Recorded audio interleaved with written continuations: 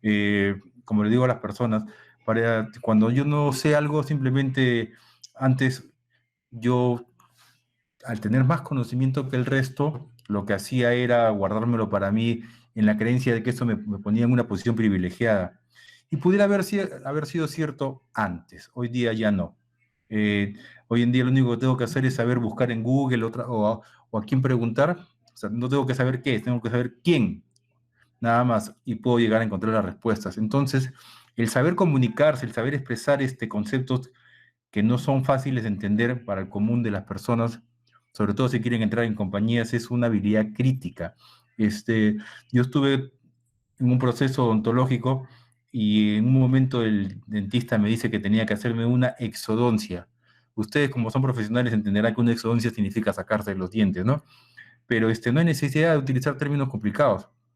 Lo importante es ser entendidos. Ortega y Gasset, que es un filósofo, o era un filósofo español, decía que la claridad es la cortesía del filósofo, y en realidad es la cortesía de cualquier profesional. Entonces, cuando Aurora nos ayudó en algunas compañías, entendimos de que era muy importante lo que ella hacía, pero si no logramos traducirlo al nivel de entendimiento del público al que queremos llegar, por más que sepamos muchos, nos va a ser muy difícil.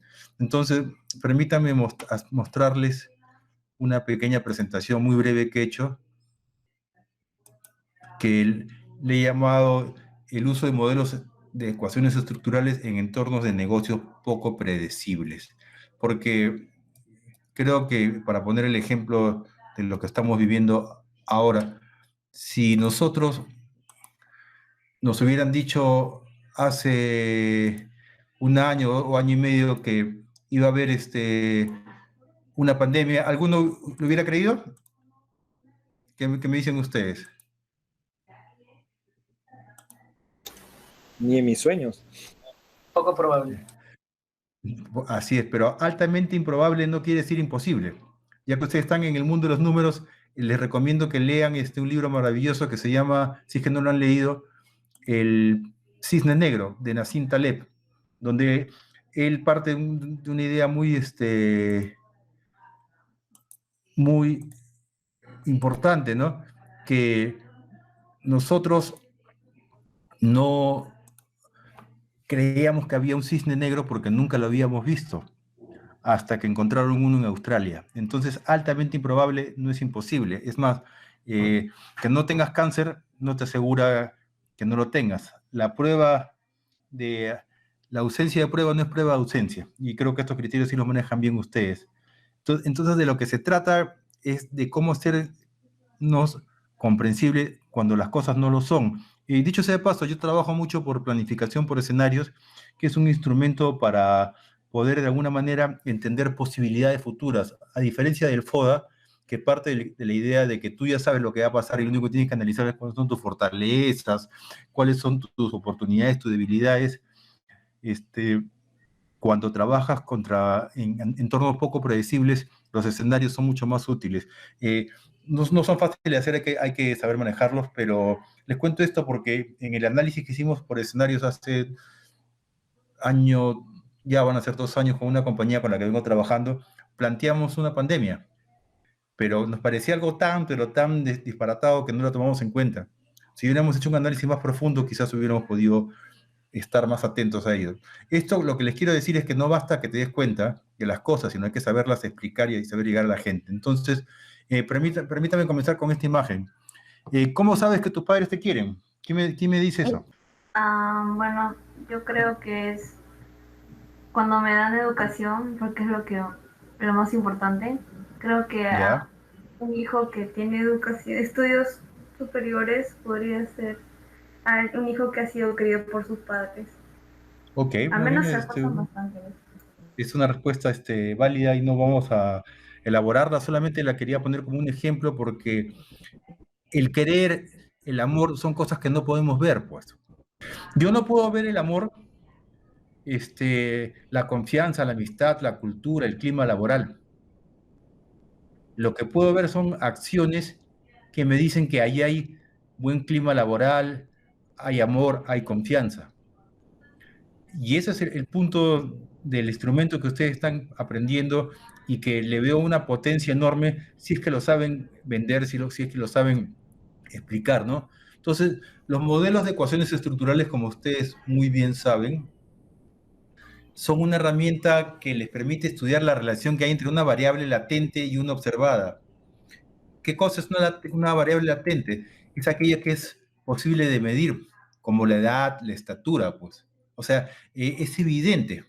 Mientras que la latente no se puede medir, la inteligencia, la motivación, la depresión, el estrés. Por tanto, tengo que inferirla a través de lo que estoy viendo. Y por eso comencé con el ejemplo del amor de los padres. Llamamos amor a ciertos gestos, pero el amor como tal no podemos verlo. Lo que tenemos que hacer es inferirlo a través de otras observaciones que sí podemos medir. Por ejemplo, en el tema de cultura laboral, de clima laboral, ¿cómo sé si una persona es responsable? La palabra responsabilidad no la puedo observar. Sin embargo, yo sí puedo ver si, por ejemplo, la persona llega puntual. Eso me dice a mí que es una persona responsable. Entonces, el concepto de constructo que ustedes vienen trabajando es un criterio elemental. Es crítico para poder explicitar aquello que ustedes quieren trabajar, ¿no? Dado que un constructo representa ideas o pensamientos sobre conceptos abstractos, como por ejemplo la responsabilidad, el clima laboral, la cultura organizacional. O sea, es una representación acerca de, es una imagen de, pero me sirve como punto de referencia para poder yo elaborar y trabajar. Estos no pueden ser observados, no puedo ver la amistad, no puedo ver el amor, no puedo ver la confianza, no puedo ver la responsabilidad. Entonces, pero sí puedo medirlo a través de indicadores. Estos indicadores que ustedes llaman variables manifiestas es la manera como se manifiestan en la realidad, en los hechos, en el hacer, esta conducta grande, vamos a llamar la cultura, por ejemplo, que yo quiero. Y para ello tengo que hacer preguntas. En un cuestionario serían ítems, ¿no? En la medida que yo haga preguntas correctas, encontraré respuestas correctas, ¿no? Y este es un tema ya para conversar en otra oportunidad, pero uno de los problemas que hay justamente con el tema de validar ciertos espacios laborales, ciertas conductas, es que a veces, y por eso le decía que Aurora nos ha ayudado muchísimo en esto, a veces las personas no saben hacer las preguntas correctas porque no tienen claro el tema. Entonces, cuando tú haces las preguntas correctas, puedes llegar a resolver el tema que te interesa. Entonces, el tema de constructo, el tema de cómo una variable manifiesta corresponden con preguntas es muy importante. Entonces, permítame utilizar un ejemplo con el que he tenido que trabajar mucho tiempo. Yo trabajo mucho con temas de cultura, de cambio, y todo el mundo quiere tener una compañía en la que haya buenos profesionales, que la gente se sienta bien trabajando, ¿no? Entonces, si yo quiero tener a los mejores profesionales en mi compañía, ¿con qué criterios voy a saber seleccionarlos? ¿Cómo hago para saber? Entonces, hay una idea que subyace atrás de esto, ¿no? Los mejores lugares de trabajo ganan constantemente la batalla para tener y retener a los mejores profesionales. No es lo mismo decir yo trabajo en Google que trabajo en sistemas Juanito. O sea, uno te da pues un valor de mercado enorme y el otro te da un sueldo. Entonces, ¿cómo hago yo? Lo que tenemos que entender es que justamente, y permítame volver al anterior, los mejores, y se lo voy a leer, los mejores lugares de trabajo ganan constantemente la batalla para atraer y retener a los mejores profesionales. Debido a que tienen los mejores profesionales, constantemente superan al resto de todas las áreas de negocios clave. Esto es una especie de loop, pero en realidad es cierto. En la medida que tu lugar sea atrayente, hay un término que se llama employer branding. Employer branding es la imagen de la corporación. Como le decía, no es lo mismo decir trabajo en Google, trabajo en Microsoft, trabajo en Procter & Gamble, que decir que trabajo pues, en la compañía ABC. Entonces, de ahí la importancia para las compañías de cuidar mucho eso, pero esa imagen no se puede ver, la cultura no se puede ver. Entonces, esta fue una pregunta que se hicieron hace muchos años en el New York Times y le pidieron a este señor, que se llama Robert Levering, que era periodista, que averiguara cuáles eran los mejores lugares para trabajar. Y él pensaba que eso no se podía medir. Sin embargo, al hacer la encuesta, al averiguar, encontró que había empresas que sobresalían sobre el resto y que tenían cierto patrón. Y él lo que descubrió fue que la clave para crear un gran lugar para trabajar no es un conjunto de beneficios, programas o prácticas, sino es la manera como la gente se relaciona. Es la manera como las personas construyen sus relaciones en el día a día a través de la confianza, el orgullo y la camaradería. Pero como verán, conceptos como confianza, orgullo y camaradería no se pueden ver, pues. Entonces, si yo quisiera crear una compañía que tenga un buen ambiente para trabajar, ¿cómo hago para saber que hay confianza, orgullo y camaradería? O para preguntarlos en los términos que les son más gratos a ustedes, ¿cómo mido la confianza, el orgullo y la camaradería? Es ahí donde lo que ustedes vienen haciendo les va a ser muy útil. Solamente para que tengan una idea de la importancia, y estoy utilizando el tema de las empresas porque es bien práctico y fácil de poder llevar a otros contextos. Las mejores empresas para trabajar tienen, por ejemplo, a mejores postulantes. Van a ver una cola más larga de gente presentándose para trabajar en el banco de crédito que en una caja provincial, sin querer desmerecerla, simplemente por el tema del estatus y aprendizaje que genera trabajar en una organización así, ¿no? Tiene menores niveles de rotación de empleados, el famoso turnover, que es un criterio importantísimo para saber el nivel de trabajo, de productividad, la calidad de una empresa. Cuando yo entro a trabajar en una compañía, siempre suelo preguntar esto: ¿cuál es el índice de rotación?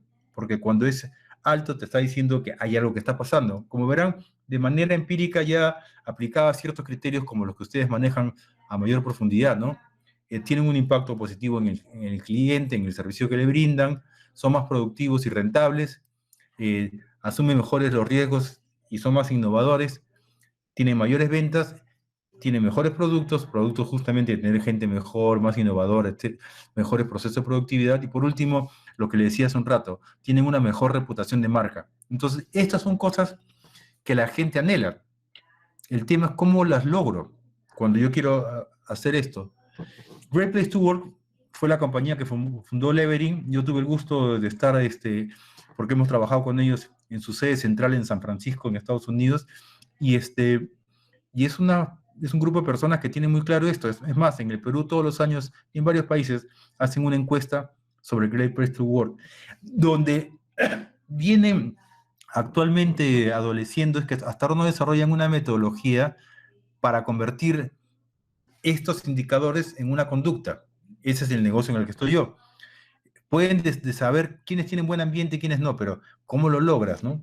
Entonces, como le decía hace un rato, para tener buenos resultados también hay que hacerse preguntas correctas.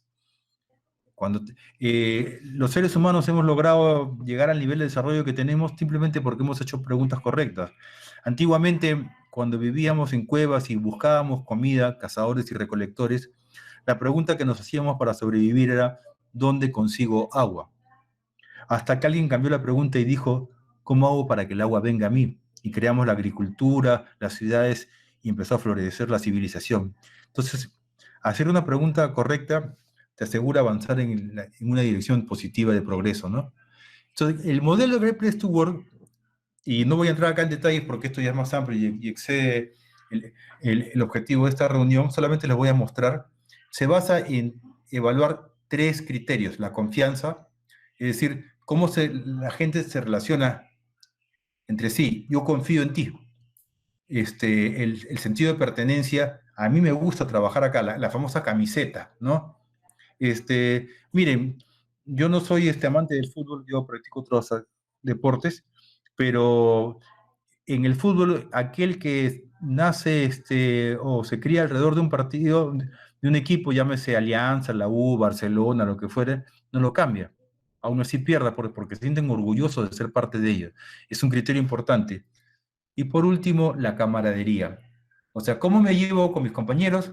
¿Cómo me llevo con la gente con la que trabajo? Y el nivel de confianza que tengo. Entonces, lo que ellos hacen a su vez después, miren, de lo que estamos hablando y váyanme siguiendo, es ¿cómo hago para tener un gran lugar para trabajar? Porque este gran lugar para trabajar me va a generar muchas ventajas: mayor rentabilidad, mejor calidad de gente, menos rotación, mejor servicio, etcétera, etcétera.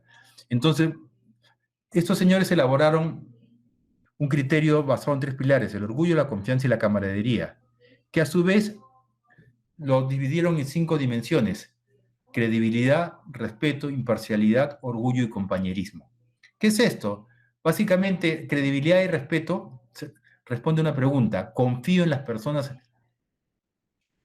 para quienes trabajo? Sí. Ese es pero nuevamente, como digo, la confianza yo no la puedo ver, pero la confianza la puedo medir en función de la credibilidad y el respeto. No obstante, nuevamente, el respeto y la credibilidad tampoco la puedo ver, pero sí puedo ver, por ejemplo, en el tema de respeto, si la gente colabora. ¿Cómo me doy cuenta que la gente colabora? Si la gente colabora haciéndome preguntas, pues cuando alguien tiene un problema lo ayudan, cuando hay una tarea pendiente, las personas trabajan juntas, etcétera, etcétera. La integridad, ¿no? La comunicación abierta.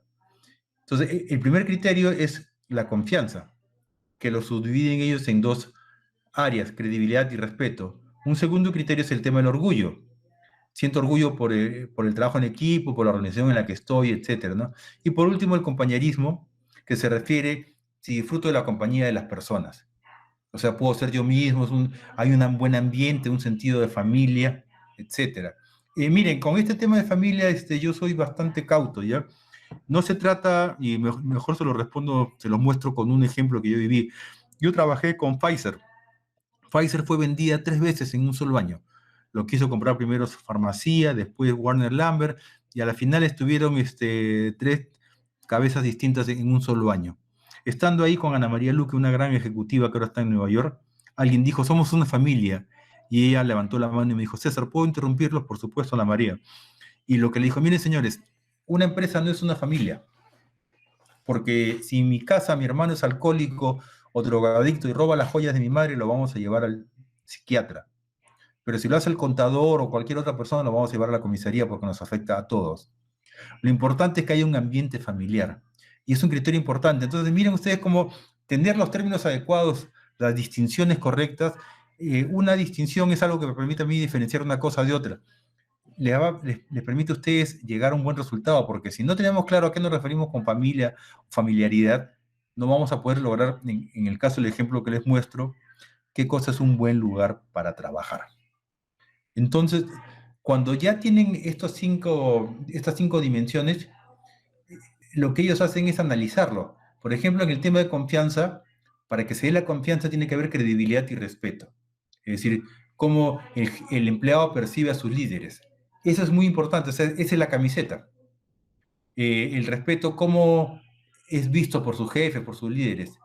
Y saber que no hay discriminación, que las reglas son claras. La famosa argolla no ayuda. En muchas compañías se habla mucho de meritocracia, pero hay criterios que no cumplen con estos requisitos. Entonces, que tú ayudes a que las personas sepan cómo se les está evaluando, le va a ser muy útil para, por ejemplo, inmunizarse para problemas de sindicato. Porque la gente sabe que se le mide por sus resultados, por su conducta, y no porque está más cercano a un jefe. El tema del orgullo, que es el valor que le das a tu trabajo, y el sentimiento de familia, como les digo, no es que seamos una familia, sino el sentimiento, la familiaridad. Es mejor que haya familiaridad siempre. Bien, y acá es cuando viene lo interesante. Como les digo, no tengo el tiempo, y esto es mucho más distinto de lo que... Pero básicamente lo que han hecho ellos a través de... Y está muy bien validado. Acá hay una casuística de cientos de miles de casos en muchísimos países, ¿no?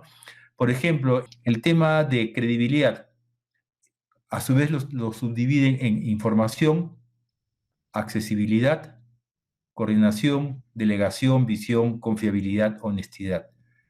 Orgullo por el trabajo, orgullo por el equipo, pero como verán, siguen siendo términos que son útiles, pero no puedo observar. Richard Bandler, que es un gran comunicador, dice: ¿cómo diferencia un hecho de una nominalización? Una nominalización es cuando yo convierto un verbo en un sujeto. Por ejemplo, el amor no puedo verlo, pues. Pero sí puedo ver, como le decía hace un rato, que mi papá me quiere. Entonces, él decía: si lo puedes poner en una carretilla, es un objeto, pues. Un ladrillo lo puedo poner en una carretilla, pero el amor no lo puedo poner en una carretilla. Entonces, esta es una pregunta que se las hacen muchas personas en muchos ámbitos de trabajo, porque si bien es cierto, trabajamos con cosas, lo que hace la diferencia es la manera como nos comunicamos, cómo nos interrelacionamos. Y por eso que este instrumento que ustedes vienen aprendiendo con Aurora, si lo llegan a dominar, les aseguro que les va a ser muy, muy útil y, ¿por qué no decirlo?, les va a ayudar a ganar mucho dinero, ¿no? Bien, entonces, lo que ellos hacen es tomar una encuesta, que es una encuesta bien compleja, la tengo, pero tiene muchos años y demás, pero básicamente, como les digo, ellos tienen una especie de benchmark. A través de los años ya saben más o menos cuáles son las empresas que son buenas y cuáles no. Es más o menos como decir, si yo tengo 37 de temperatura corporal, estoy sano. Si tengo 0, estoy muerto. Y si tengo 40, estoy en problemas. Entonces ya tienen ciertos indicadores, a través de haber validado mucho esto, donde ellos hacen preguntas específicas sobre cada uno de estos espacios, lo que les permite a ellos elaborar un ranking, donde salen las mejores empresas para trabajar en cierta cantidad de personas y demás. El Comercio lo publica hace poco, acaban de tener su última encuesta y la pueden conseguir por ahí. Entonces, aquí quiero que ustedes tengan claro una cosa, ¿ya?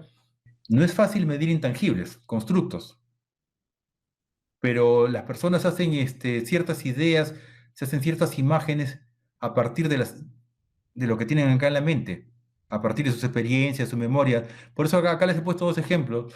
Ustedes recordarán Blockbuster, fue una cadena impresionante que cuando todos comprábamos VHS o los alquilábamos, no sé si algunos de ustedes recordarán que antes se alquilaban los VHS y no supieron cambiar. ¿Por qué? Porque la imagen que ellos hacían de sí mismos, la percepción que ellos tenían del futuro, del negocio, no se actualizó. Es cierto que estas ideas que tenemos pueden tener cierta estabilidad laboral. O sea, lo que te hace bien hoy día no necesariamente te va a hacer bien mañana, pero tarde o temprano van a ser afectados por el cambio. Y señores, como decía Heráclito, el cambio es lo único constante. O hay un señor que se llama Alvin Toffler, y si quieren entender un poco la magnitud de los cambios, les recomiendo que lean un libro que él publicó hace 40 años, para que vean el tiempo, y sin embargo sigue siendo válido. El shock del futuro, él habla sobre cuando sufrimos cambios demasiado rápido y demasiado pronto, como lo que estamos pasando ahora. Entonces, tenemos que adaptarnos.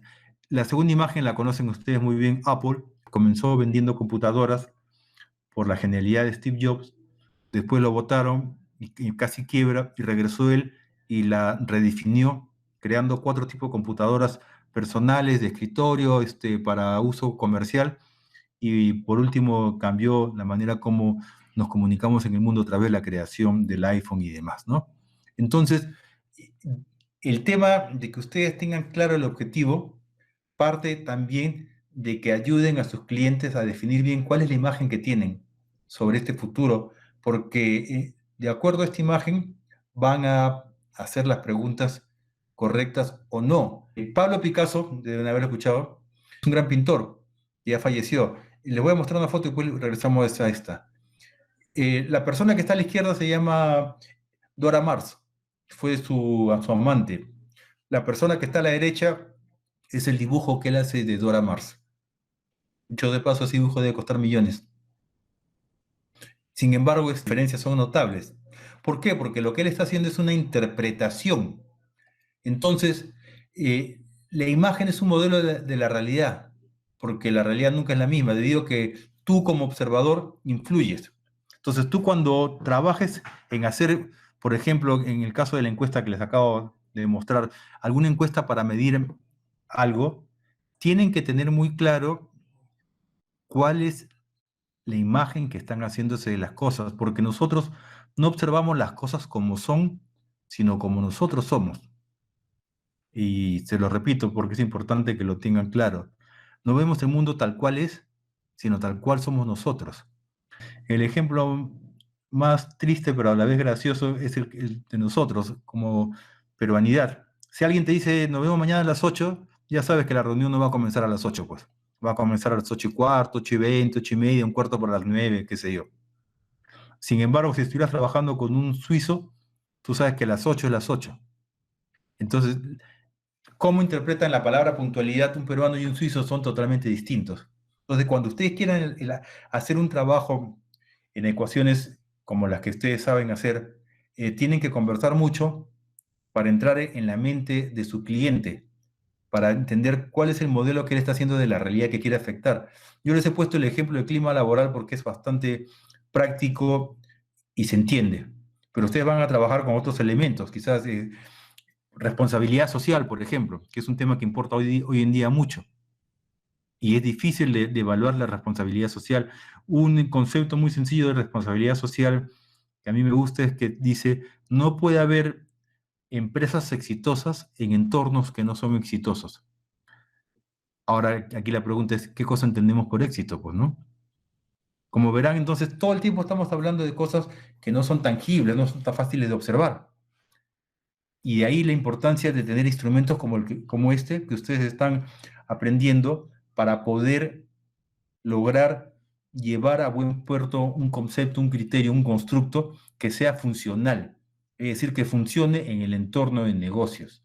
Con el mayor de los respetos, uno de los problemas con las personas muy técnicas es que justamente se ponen en un espacio que los hace inaccesibles y eso impide que sean entendibles. Tienes que hacer entender y sobre todo tienes que entender lo que la otra persona está pensando. Por ejemplo, si alguien te dice, ahorita voy, ¿cuánto tiempo esperas? Es bien barato. ¿Qué cosa es barato? Entonces, definir estos criterios, estos constructos, son críticos para elaborar una buena encuesta que a su vez les permita dilucidar el problema con el cual ustedes quieren trabajar, ¿no? Entonces, a menos errores, más segura será la información, pero esto tienen que entender que es la fortaleza del modelo de ecuaciones estructurales. Ustedes pueden medir el error. En la medida que entendemos que hay cierta variabilidad, porque no son, cuando trabajamos con conductas, con intangibles, con personas, no es como trabajar con el peso de una máquina, tenemos que asumir que el error es parte importante y va a estar presente en nuestro trabajo. Entonces, no es negando el error, sino asumiéndolo. Entonces, las ecuaciones estructurales a ustedes le dan, como se dice en inglés, un edge, una ventaja sobre el resto, porque pueden medir el error. Y eso les va a ayudar a ustedes a tener algo más sólido. Es un poco como lo que está pasando ahora con las encuestas por las elecciones, ¿no? Todos sabemos que tienen cierto margen de error, pero ¿cuáles han sido las preguntas que llevan este margen de error, ¿no? Entonces, la transformación de un concepto teórico, una variable no observable, que es aquella que está presente en conceptos empíricos, en indicadores, es decir, la imagen que yo me hago de algo intangible como el clima laboral, como la responsabilidad social, en algo que yo pueda medir es importantísimo. Y esto se relaciona justamente a través de una gráfica que se puede expresar por un diagrama de trayectoria. Aquí es donde yo ya cogeo, porque este no es mi especialidad, pero sí me ha servido mucho para entender. Entonces, lo que ustedes han venido trabajando, ¿no? Ya saben que la variable se indica por un cuadrado, la latente por o constructo, o sea, la idea para mí, yo proceso mejor el concepto de constructo como una idea, ¿no? Algo que no tiene una personificación, sino una expresión en la realidad, ¿no? Luego, cómo se asocia y cómo la correlaciona. Entonces, por ejemplo, en el caso que les he mostrado, yo quiero medir comunicación, habilidades gerenciales e integridad. Entonces, hago mi cuestionario con varias preguntas, acepto que hay un margen de error para las mismas. Introduzco nuevamente, si para mí es importantísimo, y esto es la riqueza que yo he encontrado en este modelo, a diferencia de otras expresiones de trabajo con las que he tenido que vérmelas, que el error es contabilizable. Y señores, en los negocios a nadie le gusta el error, pero es parte de la realidad. Entonces, cuando tú haces las preguntas correctas, has invertido tiempo en entender el interés de tu cliente o la persona a la que tienes que servir, has generado una batería de preguntas que te permitan a su vez presuponer elementos ya no tan tangibles, constructos como la comunicación, como la integridad, tú ya estás un paso adelante porque ello te permite a ti después ir al punto principal. En este caso vamos a llamarlo credibilidad, ¿no? Yo lo que quiero medir es credibilidad, pero necesito entender en base a qué yo voy a saber que algo es creíble, porque están los elementos de, por ejemplo, la credibilidad de mi compañía. como empresa, porque la comunicación fluye, porque hay buenas habilidades gerenciales, o sea, tengo un buen equipo de gerentes y las personas son íntegras, mido estas preguntas, pero aquí es donde una se interrelaciona con otra, pues, porque yo me doy cuenta que la comunicación genera a su vez otros espacios. Y para esto, señores, se requiere pensamiento complejo, pues no es un pensamiento tan lineal como le gusta a algunas personas, pero ustedes acá tienen la posibilidad, por eso utilicé este ejemplo, de que midiendo dimensiones aparentemente abstractas, constructos como ustedes le llaman, como el respeto, el orgullo, y entrando a las subdimensiones a partir de un cuestionario bien elaborado, van a poder crear un marco de trabajo donde el clima laboral sea un activo para la empresa. Una empresa con buen clima laboral se traduce en mejores ingresos, mejor calidad de personas, menor rotación. Entonces, como verán, todo esto conduce al clima laboral. Y esto es lo que he visto yo, que es una enorme potencia que tiene este instrumento, porque sí te da una manera de validar criterios a veces difíciles de medir, pues trato justo. ¿Cómo sé que es un trato justo? ¿No? Y no quiero ser reiterativo, pero es importantísimo por eso que ustedes entiendan bien, se metan en la mente de la persona o la compañía, del cliente a quienes van a servir con estos instrumentos y entiendan cómo comprende el problema, porque si no ustedes no captan bien eso, les va a ser difícil. Miren, yo tengo un ejemplo muy gracioso, ¿no?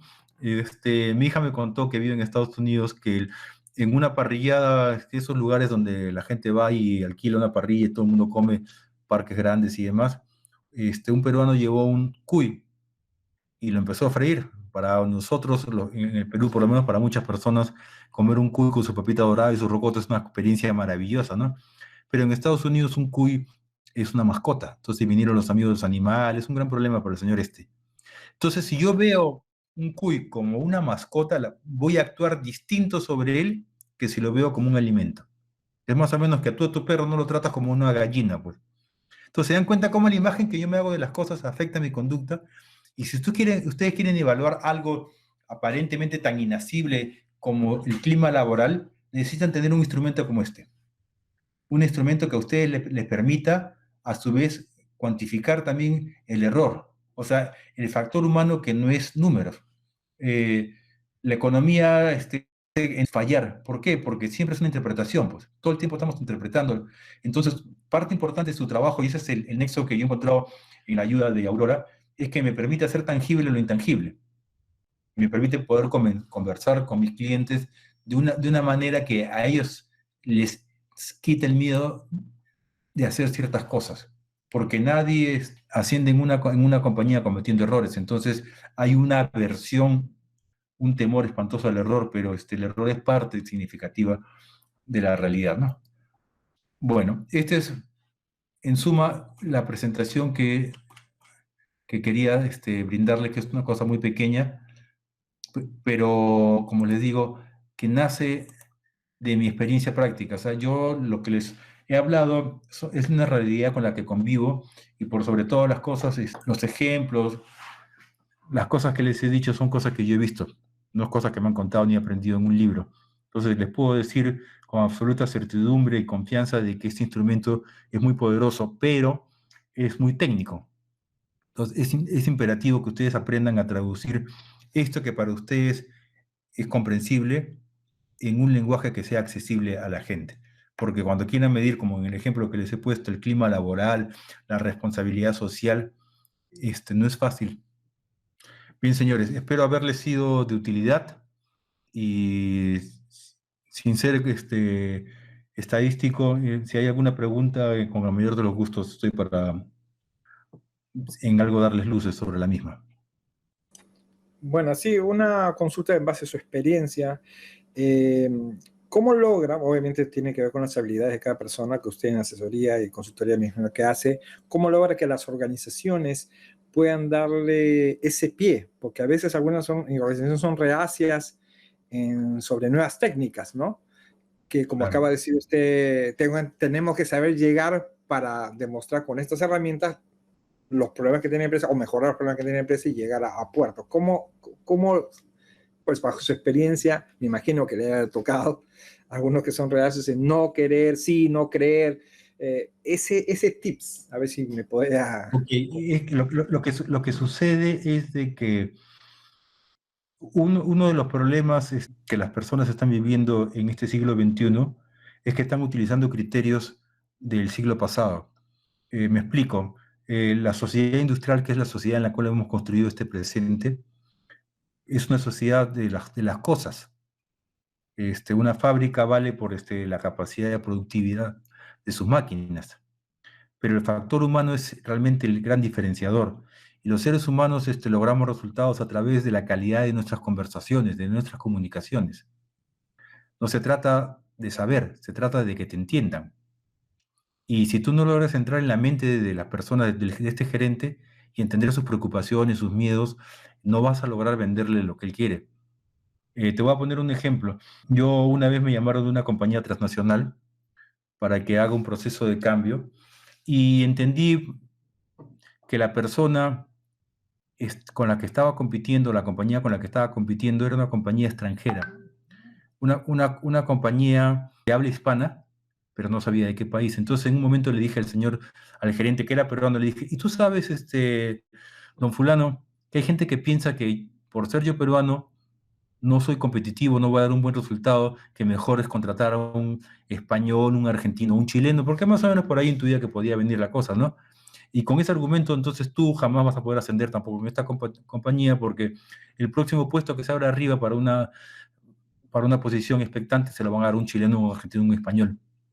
El pata le cambió la cara y me dijo, no sé, vente a trabajar la próxima semana, me interesa trabajar contigo. ¿Qué cosa fue lo que hice? Entonces lo que hice fue, porque yo no leo la mente, es haciendo preguntas, entender qué cosa le preocupaba, qué cosa es lo que estaba en juego. Acuérdense que lo que las personas, las decisiones que toman, no las toman a veces por volumen de gasto. Hay gente que puede gastarse, tengo una historia de un amigo que tenía una compañía de sistemas y él me decía que él era un maestro chapero. ¿Cómo es eso? Claro, pues si tienes que arreglar toda tu casa, vas a llamar a Graña y Montero, pero si es solamente la chapa, llamas al maestro chapero. Pues igual, yo vendo sistemas, pues, pero si quieren cambiar el sistema de una compañía, llaman a Graña y Montero, aún yo haga lo mismo que ellos y más barato que ellos, porque si fallamos van a decir, es Graña y Montero. En cambio, si fallo yo, me van a decir, ¿cómo has pagado tanto?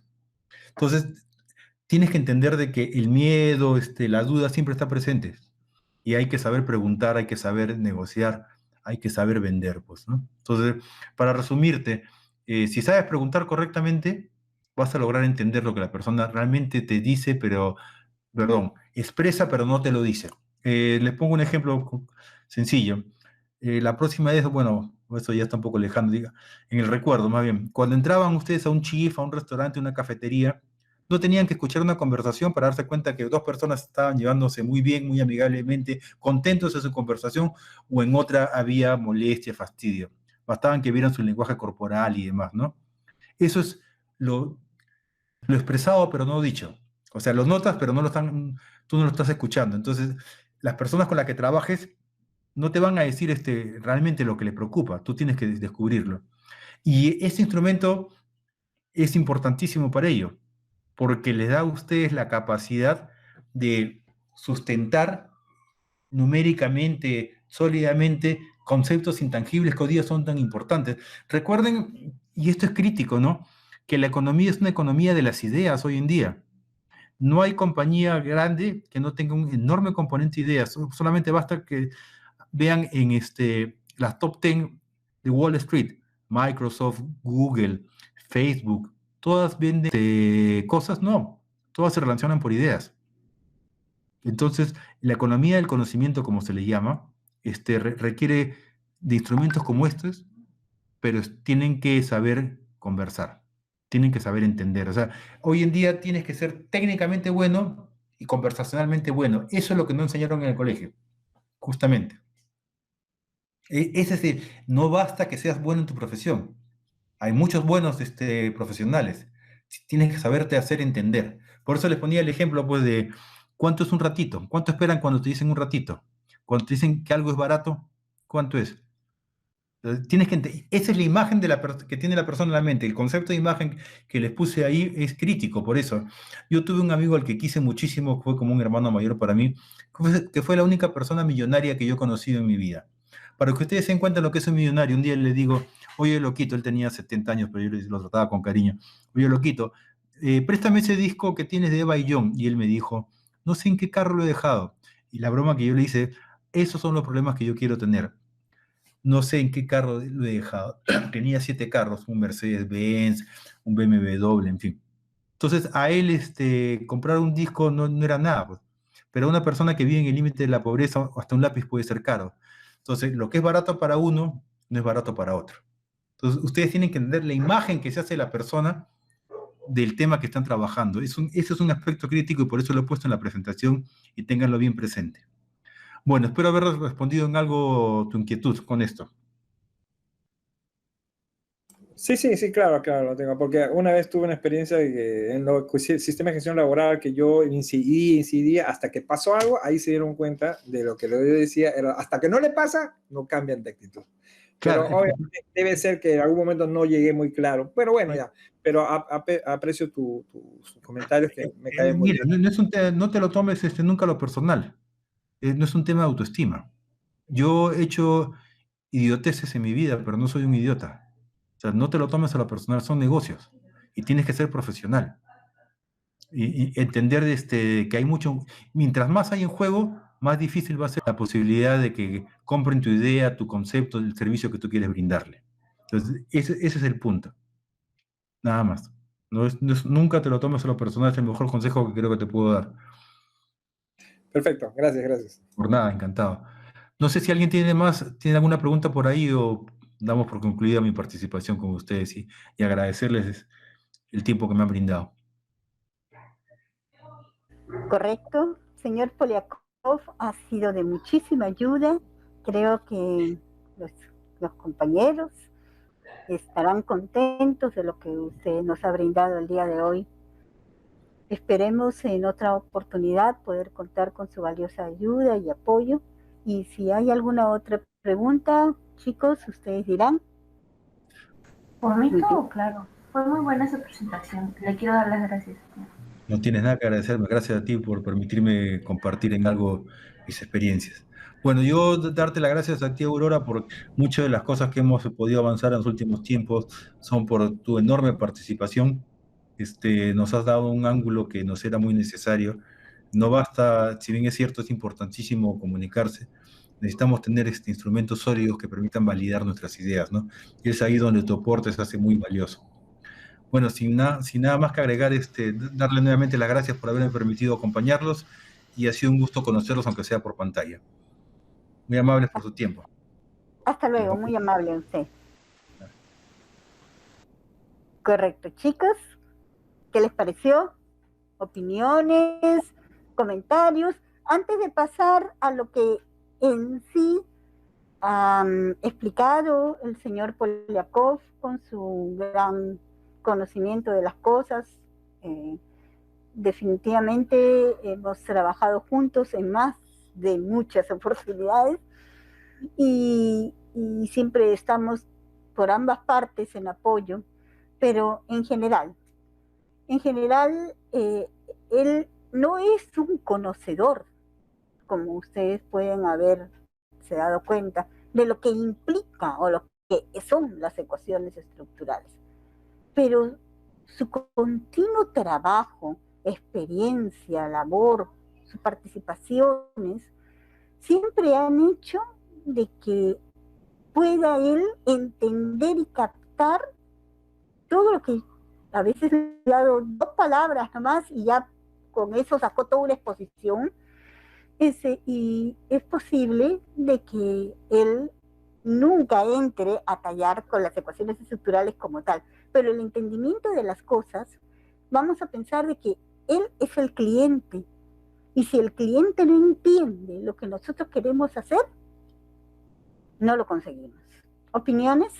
Sí, Aurora, está claro. Yo conozco el mundo empresarial, me moví durante muchos años Y lo que ha dicho tiene mucha razón, y por eso le hacía yo mi pregunta acerca de cómo llegas a... Porque hay organizaciones actualmente que todavía tienen pensamiento de los 50, 60. O sea, y yo, gracias a Dios, bueno, tengo algunas empresas donde algunos sí aceptan, otros son reticentes, y ahora con estas herramientas, por eso lo que yo decía, buscar esos nichos. Y eso es un nicho, con estas herramientas nos da la posibilidad de dar una mejor asesoría, toma de decisiones para el gerente, ¿no? Pero ahora cosas como dijo, hay que saber leerle la mente y decir, oye, con esto yo te puedo ayudar. Es otra forma, tanto coaching que hacen, ¿no? Pero esto es algo más medible, porque es una herramienta. Lo que no puedes, como decía, y es cierto, lo que no puedes medir, lo mides con esto, entre comillas, ¿no? Entonces, es muy plausible y verlo, ¿no? En una experiencia me ha gustado. Se nota que, aparte, él tiene otra formación, no te olvides, él viene de letras, maneja más la parte filosófica, entonces, eso lo ayuda, y con esto ya. Eso es importante también. Habrá que estudiar letras. No. Creo que incansablemente les he dicho de que el trabajo en equipo es lo que verdaderamente funciona. Nosotros, cada uno, no estamos en la capacidad, ninguna persona, de poder controlar las diferentes áreas. ¿Cuántas veces nos han planteado un problema y nosotros, los que estamos en la línea de los números, sé que no todos aquí lo están, pero hemos planteado y hemos visto números en nuestra cabeza, lo que otros ven letras, ¿no? Hablando de nichos, yo soy diseñadora gráfica, trabajé en diseño gráfico, en artes gráficas, desde muchísimos años atrás. Y nicho se refiere en diseño gráfico al espacio, al hueco que encuentras sobre algo que se necesita y que puedes plantarte en él. Cuando yo trabajaba en diseño gráfico, hacía arte, diseño, a mano alzada. No se tenía computadoras. Yo soy bastante mayor. Y no teníamos computadoras. No existía. Y si existía, estaban por otros lados del mundo. Y todavía ni siquiera aquí, ni siquiera por ahí pasaba una revistita. Épocas en que no teníamos revistas, no teníamos instrumentos, no teníamos nada. Todo se hacía a mano alzada. Y llegábamos a un cliente, le llevábamos un logotipo con unos colores, tres diseños diferentes, con láminas en cuadraditos bien planteadito, y se lo dábamos. Yo la agarraba y miraba y decía, ¿y si se pudiera poner en rojo esta parte?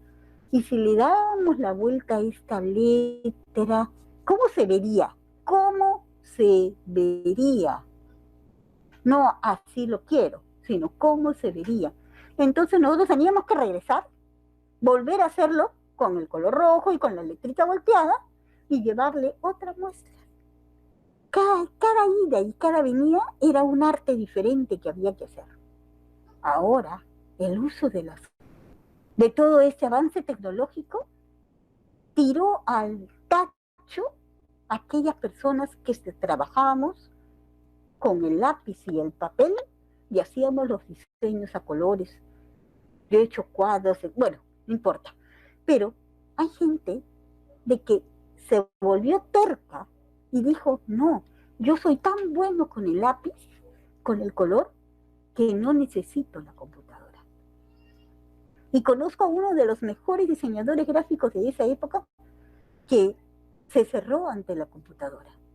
Cuando uno cambia de ambiente, tiene que cambiar de chip, y menos ahora. Ahora yo voy a estudiar un doctorado a distancia, que antes la Universidad Nacional Mayor de San Marcos no me lo permitía. No me lo permitía la universidad hacer, o sea, no me lo validaba si yo hacía un curso, ni siquiera un curso a distancia. Ahora todo es a distancia. Voy a recoger información a distancia. ¿Cómo? No lo sé, pero ya veremos. Entonces, todas estas cosas que el señor Poliakov nos ha abierto algunas luces, podemos plasmarlas en nuestros sistemas.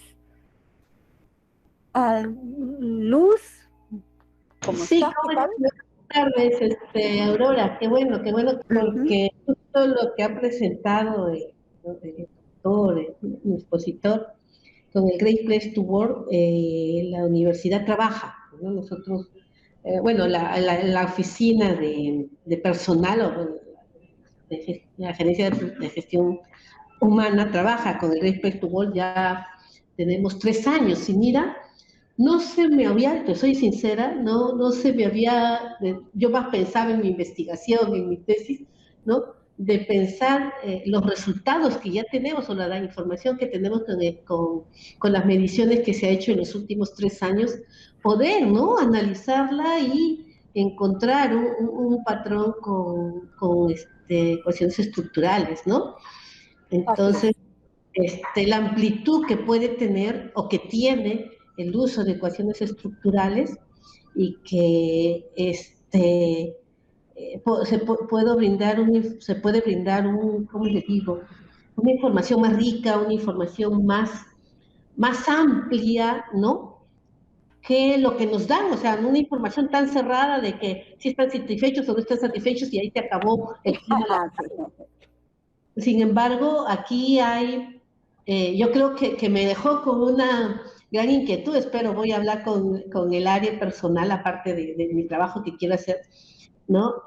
De poder seguir, ¿no? Yo sí vi una gran, lo poco que he venido investigando, leyendo, me falta profundizar más, pero que eso es una metodología mucho más rica, que da mayor información para entender el comportamiento, no solamente el comportamiento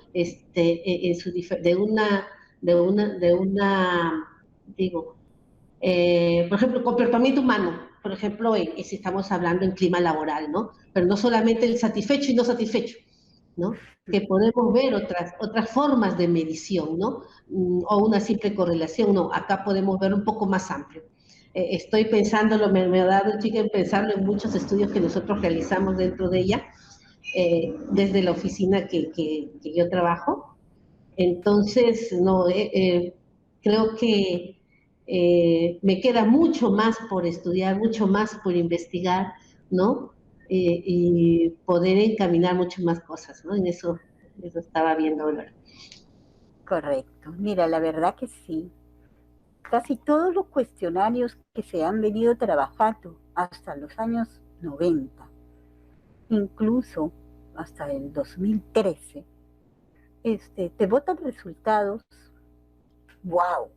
Tenemos las gráficas, los cuadros, los diagramas de flujo, etcétera, todo, la estadística descriptiva, perfecto, eso es muy bueno, te abre las luces completamente de lo que estás haciendo, pero las ecuaciones estructurales lo que te da es poder encontrar un patrón que te pueda, así como, no sé si alguna vez ustedes han trabajado con árboles de decisión. Los árboles de decisión, cuando afloraron, todas las empresas que trabajaban con aprobación de créditos financieros se agarraron, así se colgaron del árbol a tal forma que ese era su punto de decidir si una persona entraba a tallar o no para darle una tarjeta de crédito. Las ecuaciones estructurales te van a botar esas líneas, esas curvas, esos errores de medición, errores de constructo, valores, en los cuales tú puedes transformarlos en palabras para poder entender cuál es la ruta, el camino que hay que seguir en esa población basado en una estructura global. Me alegro que les haya gustado la participación del señor Poliakov. Yo siempre estoy muy contenta con lo que él expresa, y más aún se ha dado el tiempito y se pasó, porque yo tenía entendido que a las 7 tenía una conferencia. En fin. ¿Algún otro detalle antes de pasar a lo que nos corresponde en esta última parte del curso?